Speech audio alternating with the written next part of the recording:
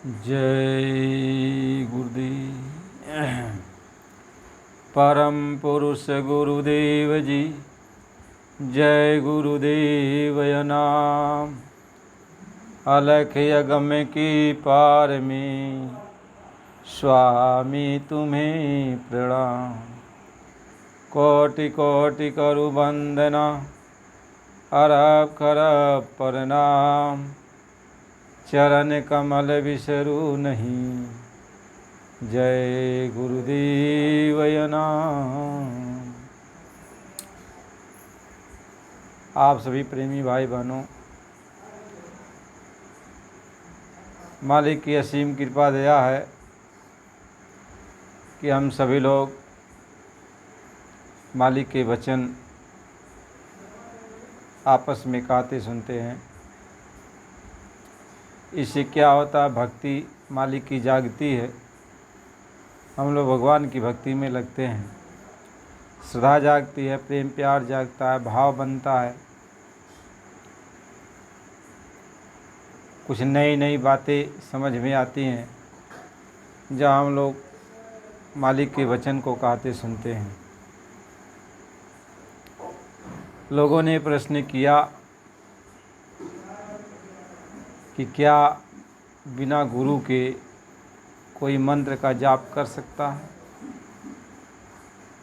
जैसे आपने गुरु धारण नहीं किया तो क्या आप राम नाम का जाप कर सकते हैं, कृष्ण नाम का जाप कर सकते हैं, या भगवान शिव के नाम का जाप कर सकते हैं, या विष्णु के नाम की जाप का, यानी बिना गुरु के भी सभी देवी देवताओं का, भगवान का, लोगों का नाम क्या आप जाप कर सकते हैं? लोग ये प्रश्न करते हैं क्योंकि ये नाम जाप हम लोग तो करते ही हैं। जैसे बच्चा भी करता है, सुनी सुनाई, जैसे लोग कहते हैं सीताराम सीताराम, बच्चे भी कहते हैं सीताराम सीताराम, राधे श्याम, जय हनुमान जय हनुमान। तो सुनी सुनाई कुछ चीज़ें ऐसी होती हैं कि जो सुनी सुनाई बच्चे हम लोग कहते हैं। कोई कह रहा है ओम नमो भगवते वासुदेवाय, कोई से जाप कर रहा है तो हम लोग सुन लिए, बच्चे हैं तो बच्चों के दिल में यदि बैठ गया तो वो भी कहने लगेगा ओम नमो शिवाय, ओम नमो शिवाय, ओम नमो भगवते वासुदेवाय, ओम नमो भगवते वासुदेवाय, या जय हनुमान। यानी जो सुनी सुनाई चीज़ें तो हम लोग जपते हैं, हम लोग जपते हैं।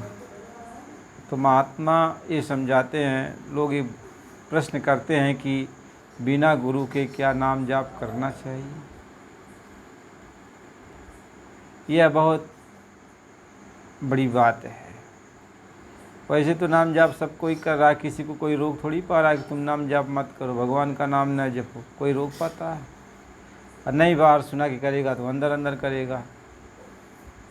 पहले के समय में देखो, पहले के समय में ऐसा ही मतलब बनाया गया था कि ब्राह्मण के सिवा या उच्च वर्णों के सिवा कोई जो है छोटे बड़ का भगवान के नाम का जाप नहीं करता था।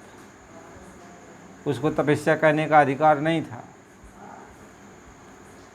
ऐसा विधान बनाया गया है, वेदों में ऐसा विधान बनाया गया कि शूद्र पूजा नहीं कर सकता है, शूद्र भगवान के नाम का जाप नहीं कर सकता।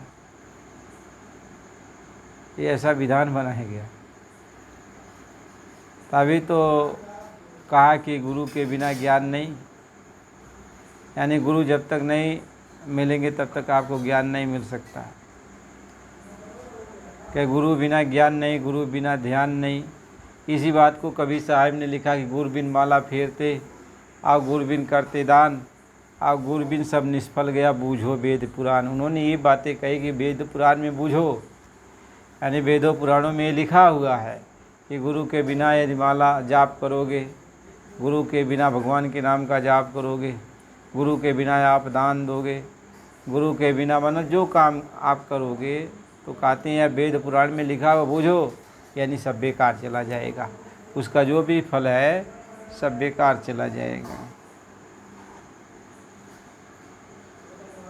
बेकार चला जाएगा। महात्मा इस बात को समझाते हैं कि बच्चा हम ये कह रहे हैं कि वेदों पुराणों में, ग्रंथों में, उपनिषदों में ये सब लिखा हुआ है। जो वेदों को मानते हैं, पुराणों उपनिषदों ग्रंथों को मानते हैं, तो ये कहते हैं कि बिना गुरु के कोई, आप भगवान का जो ऐसा वेद वर्णित नाम है भगवान के, उस नाम का आप जाप नहीं कर सकते हो। तो ये वेदों पुराणों में लिखा है, तो वेद को मानने वाले लोग, वेद पर चलने वाले लोग तो ये बात कह रहे हैं। अब वेद पुराण और सारा चीज़ यहाँ का जो कानून बनाया गया है, जो इस देश का कानून है, वह सब वेदों पुराणों उपनिषदों ग्रंथों में तो ही लिखा गया है। यानी इन ग्रंथों में, इन पुराणों में, इन उपनिषदों में ये जो लिखा गया है, यही तो यहाँ का कानून है।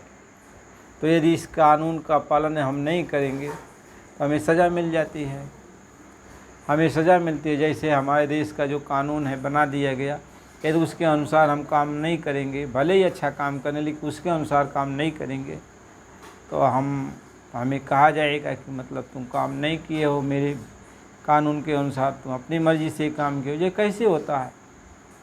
कोई आदमी किसी आदमी को मार देता है, तो कहता है कि इसने मुझको मारा तो मैं भी इसको मार दूँगा। तो यदि उसको मार देता है, तो यदि जो है अब उसका जो लोग FIR दर्ज करते हैं, तो बाद में ये होता है कि इसने यदि तुमको मारा तो तुमने इसको क्यों मार दिया, यानी तुमने कानून अपने हाथ में ले लिया। यानी तुम मार खा गए, लेकिन तुम्हें नहीं मारना चाहिए। तुम आओ अब मेरे पास आओ, यानी कानून के पास आओ, कानून के अनुसार अब इसको सज़ा दिया जाएगा। और आप ये कहोगे कि नहीं, जिन मुझे मारा तिन मैं मारा, यानी जिसने मुझको मारा उसको हमने भी मारा। आप तो ये कहोगे, आप भी कह रहे हो, और लोग सुनने वाले भी कहेंगे कि ये तो भाई अच्छा काम किया, उसने मारा तो इसने भी मार दिया। लेकिन जब कानून आप में जाओगे तो कानून यही कहेगा कि आपने मारा, लेकिन फिर अपने हाथ में कानून लिया, यानी हम लोग बेकार हैं जो कानून बनाए हुए हैं, जो कानून के रक्षक हैं, तो आपको सज़ा मिल जाएगी कि आपने क्यों मारा, आपने क्यों मारा। उसने मारा तो उसको सज़ा तो मिलेगी, लेकिन आपने फिर क्यों मारा तो आपको भी सज़ा मिलेगी। तो यही है विधि का विधान, यही यहाँ का 80,000 कर्म कांड, 16,000 उपासना कांड, 4,000 ज्ञान कांड, यही है कि यदि इससे आप अलग हो जाओगे तो आपको फिर इसके विरोध की सज़ा दी जाएगी। और यदि आप इसके अनुसार काम कर रहे हैं तो इसका जो भी अच्छा फल है तो अच्छा फल आपको दिया जाएगा। यदि इसके विपरीत काम कर रहे हो तो आपको खराब फल दिया जाएगा, दंड दिया जाएगा। तो महात्मा तो इसी बात को समझाते हैं। आप पुराणों को उठा के पढ़ो, वैसे तो हम बहुत जानते नहीं, लेकिन पुराणों में लिखा गया कि भगवान राम के दरबार में जब ऐसी कोई बात आई और कोई ब्राह्मण का लड़का जो है अल्प मृत्यु में, छोटी आयु में शायद उसका सही छूट गया था, तो लोग भगवान राम के पास आए। तो यही लोगों ने प्रश्न किया कि आपके राज्य में ये जो है बच्चे की मृत्यु क्यों हो गई, अल्प मृत्यु क्यों हो गई। तो भगवान के राम के दरबार में यह विचार किया गया कि भाई ऐसा क्यों हुआ, क्या कारण है। तो लोगों ने आपस में राय मशवरा किया, तो कहा कि अरे कहीं कोई शूद्र तपस्या तो नहीं कर रहा है, भगवान के नाम का जाप तो नहीं कर रहा है। तो ये पता चला कि कोई शूद्र जाप कर रहा है, भगवान के नाम का जाप कर रहा है। तो भगवान राम कहें कि हमारे राज्य में शूद्र है, भगवान के नाम का जाप कर रहा है। भगवान ने खुद उस शूद्र को मारा, जो महात्मा था, जो साधु था, गृहस्थ आश्रम को छोड़ चुका था, और जंगलों पहाड़ों में कहीं पर भी तपस्या कर रहा था, तो अभी तपस्या नहीं करने पाया, महात्मा इस बात को समझाते हैं जो वेदों में वर्णित है, पुराणों में वर्णित है, उसके अनुसार लोग ये कहते हैं कि गुरु के बिना ज्ञान नहीं हो सकता। गुरु के बिना आप माला करते हो, गुरु के बिना आप नाम जपते हो, गुरु के बिना कुछ भी करते हो तो गुरु बिन सब निष्फल गया, बूझो वेद पुराण। गुरु के बिना सब बेकार है, इसलिए आपको गुरु धारण करना पड़ेगा। तो गुरु धारण कर लिए तो आप माला जपो, गुरु धारण कर लिए नाम जपो, गुरु धारण कर लिए तो दान दक्षिणा दो, तो मतलब इसका उचित फल लगेगा। तो बात तो सही है। जो कानून में विधाता ने जो बनाया हुआ है यहाँ का कानून, उस कानून का तो पालन करना है। महात्मा तो इस बात को समझाते हैं। अब आप अपनी मन मर्जी से अच्छा काम करते हो, भगवान का नाम जाप करते हो, जब तक कोई अगला नहीं जान रहा है तब तक तो ठीक है। भगवान जान रहे हैं, आप जान रहे हो भगवान का, आप भक्त हो, नाम जप रहे हो, कोई बात नहीं है, भगवान आपको अच्छा फल देंगे। क्योंकि भगवान और भक्त के बीच की बात है, भगवान और भक्त के बीच की बात है। आप भगवान और भक्त के बीच की बात है, आपस में जो है आप भगवान का नाम का जाप कर रहे हो और भगवान खुश हो गए, आपको अमीर बना दिया, आपकी मनोकामना पूरा कर दिया। भगवान से और आप तक की बात है तो अच्छी बात है। लेकिन यदि यही चीज़ यदि आप जो है विधि विधान के जानकारों के पास चले जाएंगे तब फिर आपको नास्तिक कह दिया जाएगा कि नहीं, आप भगवान का नाम जाप करो, लेकिन आप पहले जो है गुरु धारण करो, गुरु को गुरु दक्षिणा दो, उनसे ज्ञान प्राप्त करो। कैसे कोई परोपकार करता है, कहता भैया मैं परोपकार करता हूँ, आपको आपके साथ अच्छा बर्ताव करता हूँ, लेकिन किसी से कहना मत, किसी से कहना मत। तो दोनों कहें खुश हो गए, वह किसी से नहीं कहा, परोपकार भी हो गया। महात्मा इसी चीज़ को समझाते हैं कि यह इस तरीके से यहाँ विधि का जो विधान है इस तरीके से घुमा फिरा करके बना दिया गया है कि कोई इससे निकल नहीं सकता। तो इसलिए जो विधि का विधान है उसकी बात को तो आप समझो मानो, कोई बात नहीं। इसलिए संत महात्मा जब आते हैं तो वो भी विधि के विधान की जो बात को स्वीकार करते हुए गुरु परंपरा को कायम करते हैं।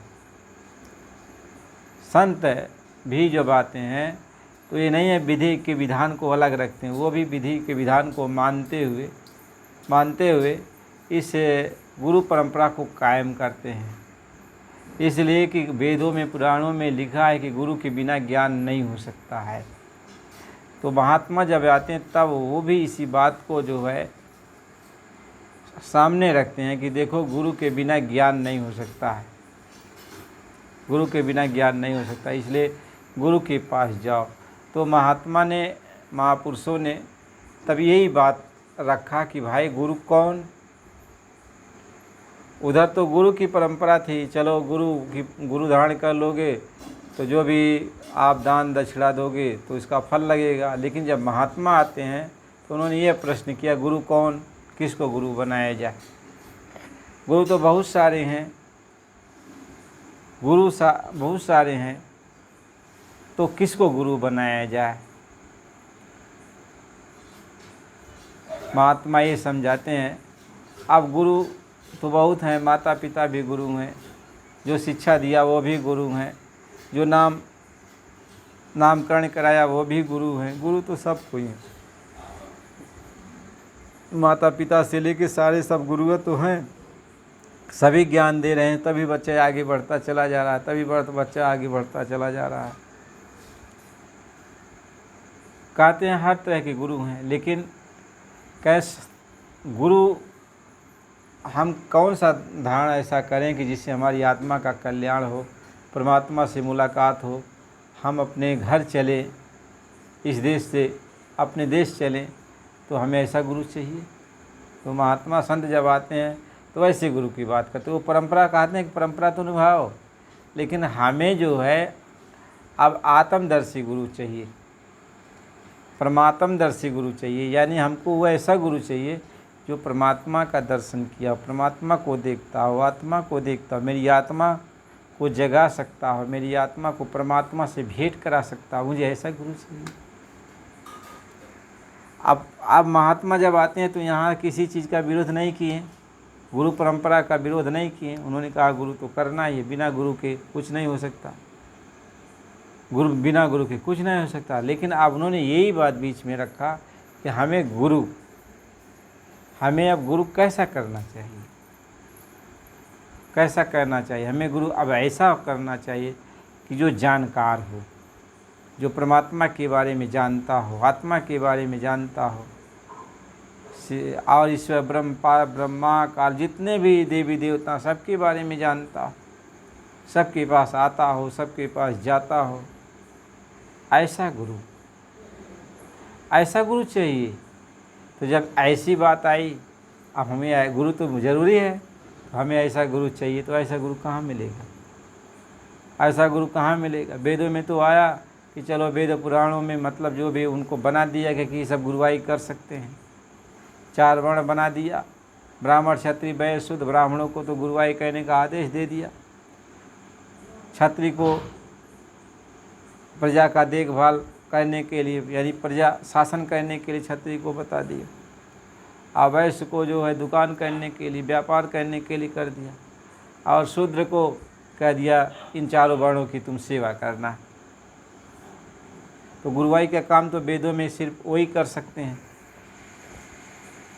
वही कर सकते हैं, ब्राह्मण लोग ही कर सकते हैं। तो महात्मा ये समझाते हैं, हम ब्राह्मण को अपना गुरु मानते हैं। कहते हैं पूजहि विप्र सकल गुणहीना, अशूद्रन पूजहि गुण ज्ञान प्रवीणा।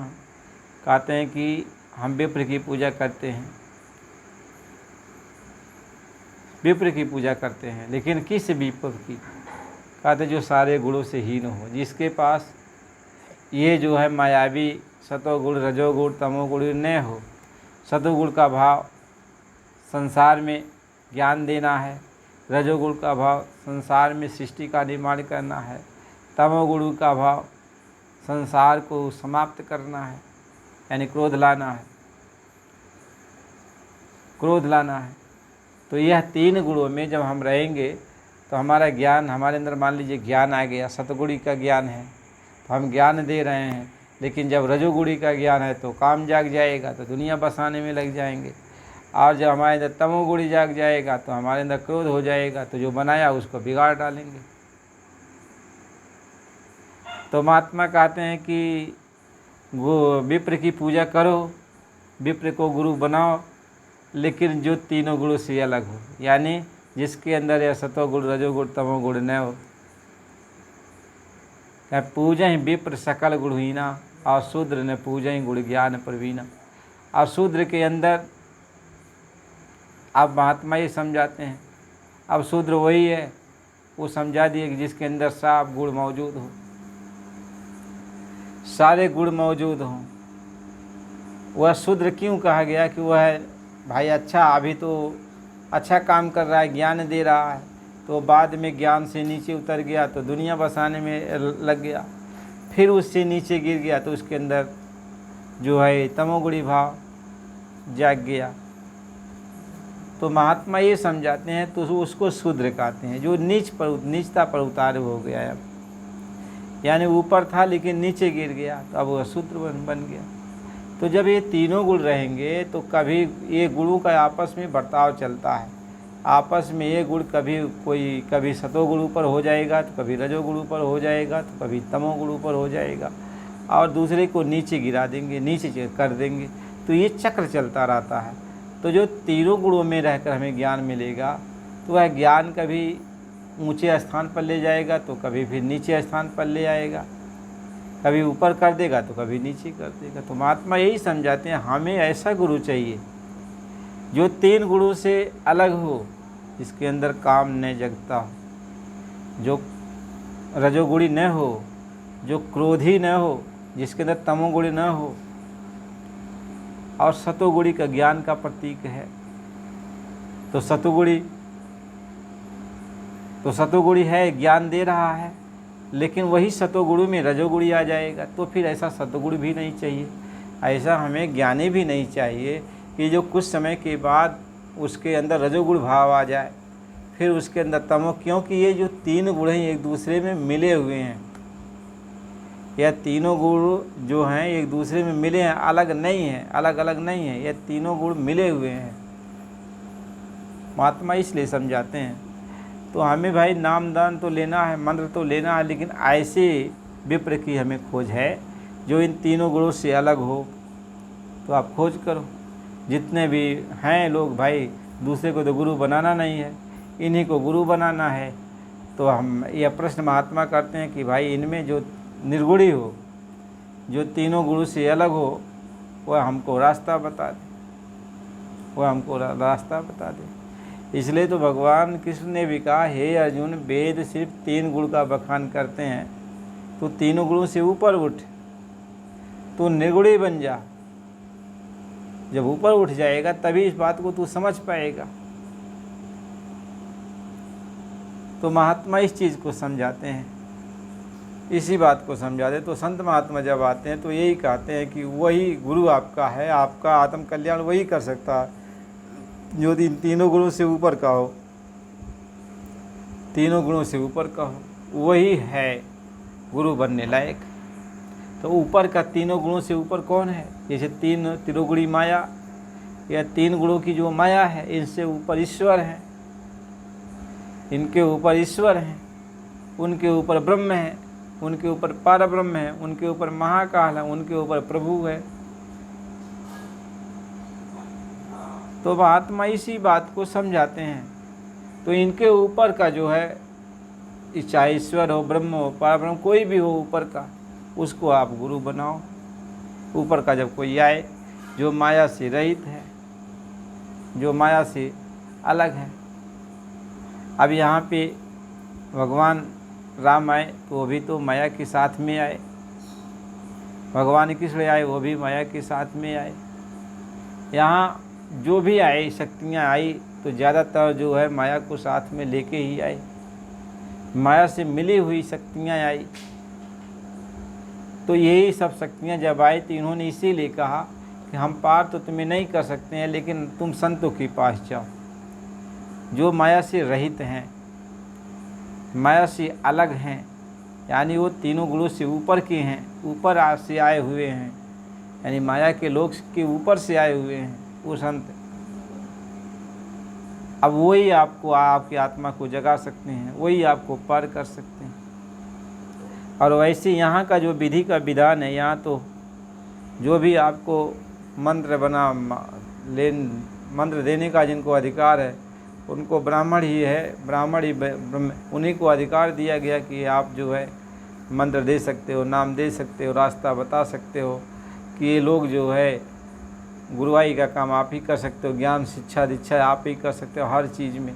तो इनको तो अधिकार दिया गया, तो ये अपना तो करेंगे। कोई भी उनके पास जाएगा तो गुरु मंत्र दे देंगे, उनको अधिकार है, गुरु मंत्र दे देंगे, गुरु दक्षिणा वो ले लेंगे, वो सारे काम धाम जितना भी है उनके अंदर का वो काम आपको करेंगे, आप करते रहो। गुरु उनको बना लिया, और जो कुछ भी वो कहते हैं, जिस हिसाब से आप घर गृहस्थी में हो तो हर चीज़ उनसे पूछ पूछ के आपको करना है जो भी, तो उसको कहते हैं कि यह शुभ है। यानी अब गुरु के आदेश में आप काम कर रहे हो, कोई भी अच्छा काम आप करने के लिए आगे बढ़ते हो तो गुरु के पास जाओगे, उनसे आप अपना देखोगे कि गुरुजी बताइए हमें इस काम को करना चाहते हैं, इसका लगन देखिए, इसका मुहूर्त देखिए, तो गुरु अपना बताएंगे। तो ऐसे ये जीवन की परंपराएं चलती रहती हैं। लेकिन जब आपको पार होना है, यानी इस भवसागर से पार होना है, जन्म मरण के बंधन से अलग होना है, तब हमें ऐसे गुरु की खोज करनी पड़ती है, ऐसे ज्ञानदाता की खोज करनी पड़ती है जो इन माया के गुणों से रहित हो, माया के गुणों से रहित हो। तो जब माया के गुणों से रहित रहेगा तभी वह माया से आपको पार कर सकता है। यदि माया के गुणों में वो रहेगा तो माया के गुणों से अलग वो नहीं कर सकता है। महात्मा इसी बात को समझाते हैं।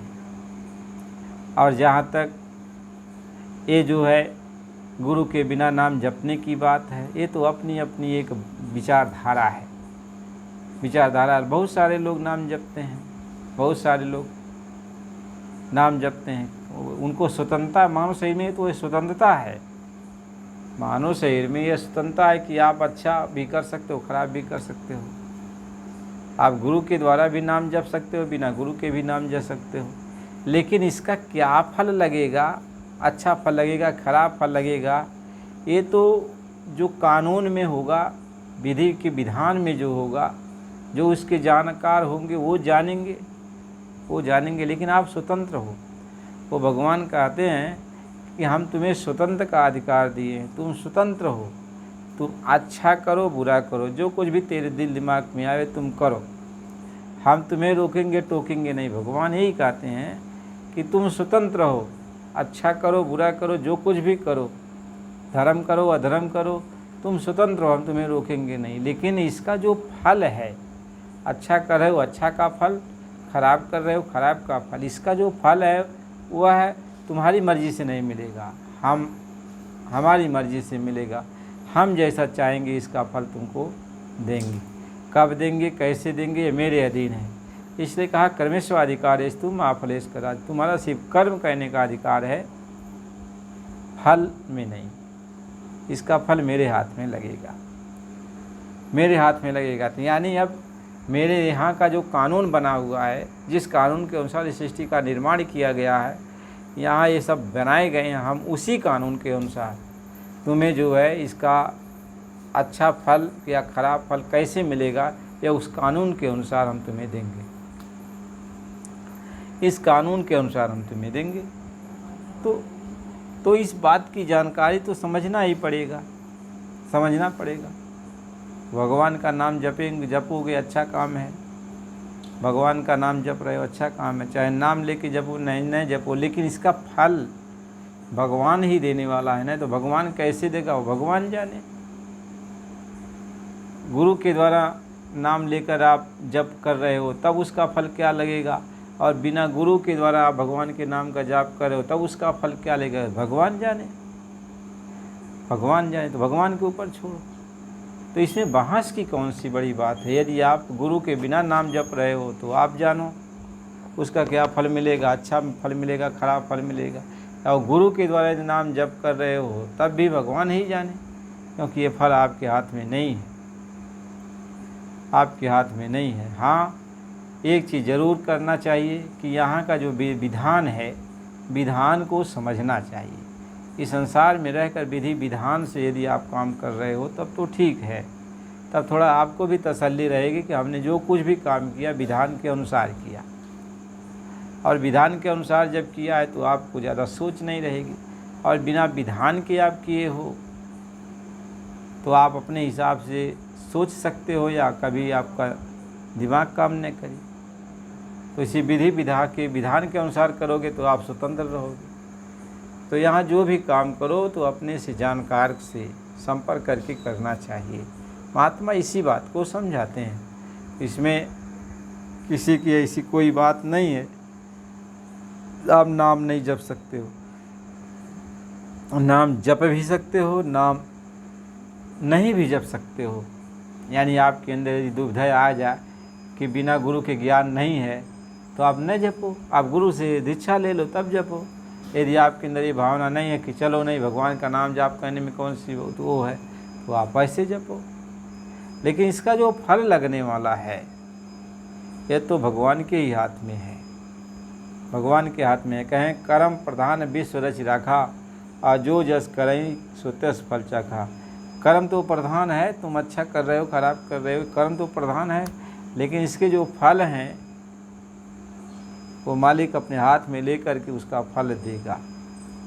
इसीलिए मालिक यह भी कहता है कि तुम्हें कोई काम करना है तो गुरु के पास जाओ, थोड़ा गुरु से संपर्क करो, गुरु की सेवा करो, गुरु से ज्ञान लो। तो गुरु से शिक्षा दीक्षा लेकर के करोगे तो थोड़ा आपको जो है चिंता से आप मुक्त रहोगे, चिंता से मुक्त रहो। कोई बात आएगी तो आप गुरु के पास जाओगे। तो महात्मा इस बात को समझाते हैं। इसलिए ज़्यादातर लोगों को ये चाहिए कि जब आप गुरु के पास जाओगे तो गुरु ज्ञान देगा, आपको शाकाहारी रहने के लिए कहेगा, आपको गलत कामों से वो रोकेगा, के अंदर एक डर पैदा होगा कि हमने गुरु धारण कर लिया है तो अच्छे काम में लग जाओगे, अच्छा काम करोगे। बिना गुरु के आप कोई काम कर रहे हो तो जब तक तुम्हारा मन साथ दे रहा है तब तक तुम अच्छा काम कर रहे हो, मन नहीं साथ दिया तो बुरा करने लगे, कभी छोड़ दिया कभी कुछ कर दिया। लेकिन गुरु एक आपका जो है गार्जियन बन जाता है, मालिक बन जाता है, वह आपको समझाएगा बुझाएगा कि आपको ऐसा नहीं करना चाहिए, बराबर मार्ग का दर्शन करता रहेगा। इसलिए गुरु करना जरूरी है, गुरु करना चाहिए। महात्मा इस बात को समझाते हैं। इसलिए प्रेमी भाई बहनों, सत्संग सुनो, सत्संग से ही ज्ञान मिलता है, सत्संग से ही ध्यान होता है, सत्संग से ही सब कुछ समझ में आता है। और किसी की बुराई चाहे चुगलाई थोड़ी करनी चाहिए। सब मालिक के जीव है, मालिक के बंदे हैं, सब मालिक को याद करते हैं। चिड़िया हैं वो भी मालिक को याद करती हैं, सारे जीव जंतु मालिक को याद, सब मालिक को याद करते हैं। लेकिन अब मालिक को आप याद करते हो, मालिक से दूर हो, तो मालिक से मिलाने वाला कोई होगा।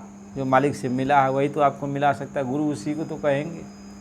तो मालिक से मिलने के लिए आपको गुरु की ज़रूरत है। यानी गुरु का मतलब होता है जोड़ना, गुरु का मतलब होता है जोड़ना, आत्मा को परमात्मा से जोड़ देना, उसको गुरु कहते हैं। ज्ञान दे देना, उसको गुरु कहते हैं। अब आत्मा और परमात्मा का ज्ञान आपको बता दिया, जोड़ दिया, आपका ख्याल परमात्मा से लग गया, उसको गुरु कहते हैं। महात्मा इसी चीज़ को समझाते हैं। तो गुरु के बिना कुछ होने वाला नहीं है, इसलिए गुरु की ज़रूरत है। गुरु के बिना आप कोई काम ऐसा करोगे तो शंका में पड़े रहोगे। तो गुरु की ज़रूरत है, गुरु करना चाहिए। तो प्रेमी भाई बहनों, आप को यदि ये समझ में आ रहा है सत्संग वचन, तो ज़रूर थोड़ा सत्संग सुनते रहिए और चैनल को लाइक और सब्सक्राइब कर दीजिए। नए हो तो सब्सक्राइब कर दीजिए, लाइक कर दीजिए, बराबर सत्संग आप सुनते रहिए। जय गुरुदेव।